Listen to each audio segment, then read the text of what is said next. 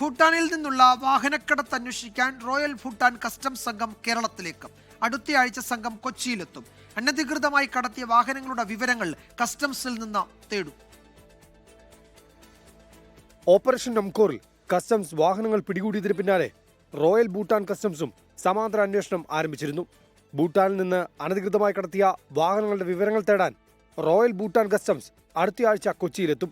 Bhutan transport അതോറിറ്റിയിൽ deregistration ചെയ്യാത്തതിനാൽ SUV ആഡംബര വാഹനങ്ങൾ അനധികൃതമായിട്ടാണ് ഇന്ത്യയിലേക്ക് എത്തിച്ചതെന്നാണ് ഭൂട്ടാൻ കസ്റ്റംസിന്റെ നിഗമനം.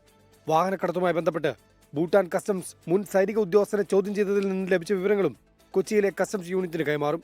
വ്യാജരേഖ ചമച്ചുള്ള വാഹനക്കടത്തിൽ ഒന്നിലധികം ക്രിമിനൽ കുറ്റങ്ങൾ നിലനിൽക്കുന്നുണ്ടെന്നാണ് ഭൂട്ടാൻ കസ്റ്റംസിന്റെ വിലയിരുത്തൽ. കൂടാതെ കഴിഞ്ഞ 15 വർഷത്തിനിടെ ഭൂട്ടാനിൽ രജിസ്റ്റർ ചെയ്ത വാഹനങ്ങളുടെ എഞ്ചിൻ നമ്പറിലും ഷാസി നമ്പറിലും അന്വേഷണം ആരംഭിച്ചിട്ടുണ്ട്. ഗുരുതര സ്വഭാവമുള്ള കുറ്റമായതിനാൽ കേസിന്റെ തുടരന്വേഷണത്തിന് മറ്റ് കേന്ദ്ര ഏജൻസികളുടെ സഹായവും ഭൂട്ടാൻ കസ്റ്റംസ് തേടും. 24 കൊച്ചി. ലോകത്തെവിടെയായാലും ഏത് സമയത്തും 24 വാർത്തകളും ഓഗ്മെന്റഡ് റിയാലിറ്റി പാക്കേജുകളും എക്സ്പ്ലെയിനറുകളും വിശദമായി കാണാൻ ഞങ്ങളുടെ YouTube ചാനൽ നിങ്ങൾക്ക് സബ്സ്ക്രൈബ് ചെയ്യാം.